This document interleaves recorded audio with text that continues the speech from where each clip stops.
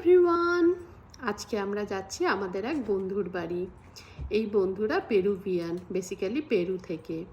এখানে ওদের মেয়ে কলেজে পড়াশোনা করে, তাই হাজব্যান্ড ওয়াইফ আর ছেলে মাঝে মাঝে অরল্যান্ডোতে এসে থেকে যায়।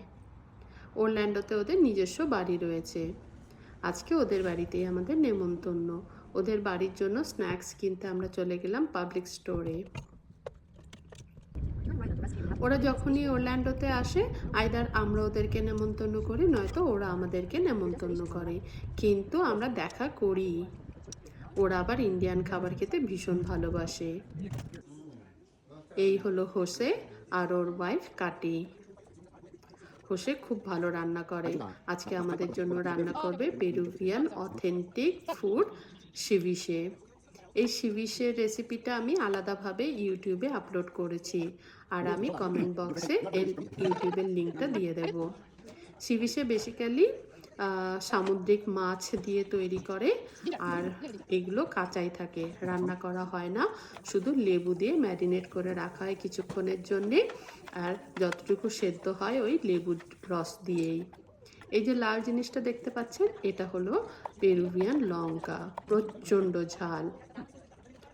হোসে ওর সব মশলা পেরু থেকে নিয়ে আসে।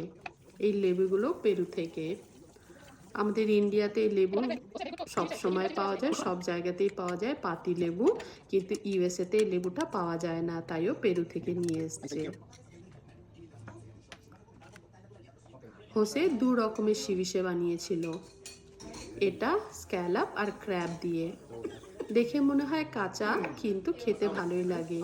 একটা লাল লঙ্কাতে কামড় দিয়েছিলাম, ঝালটা পুরোটা মাথার মধ্যে। এটা আর একটা রেসিপি স্ক্যালাপ দিয়ে, আর এটা তিলাপিয়া, এটা ফ্রাই করেছিল। আর এটা আর এক রকমের সিভিশে। এখানে আছে ক্র্যাব, তিলাপিয়া ফিলে আর বাকালাও ফিলে। এগুলো সব সামুদ্রিক মাছ। এই রেসিপিটা কিন্তু একটু ঝাল ঝাল খেতে আর টকটক খেতেই ভালো লাগে। এটা পরিবেশন করা হয় সেদ্ধ আলু আর সেদ্ধ ডিম দিয়ে।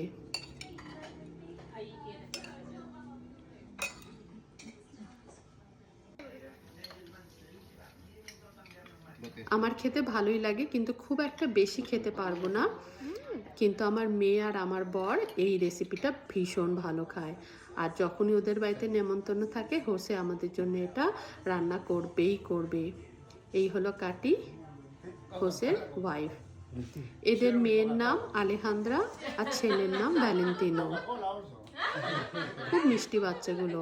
আমার মেয়ে আর আলেহান্দ্রা মুভি দেখছিল, আর এ হলো ভ্যালেন্টিনো। ওরা খুব খুশি আমরা ইনভিটেশনটা অ্যাকসেপ্ট করেছি। আমি বললাম থ্যাংক ইউ আমাদেরকে ইনভাইট করার জন্যে। তারপরে অনেক রকমের গল্প করতে করতে কখন যে 5 ঘন্টা কেটে গেল বুঝতেই পারলাম না।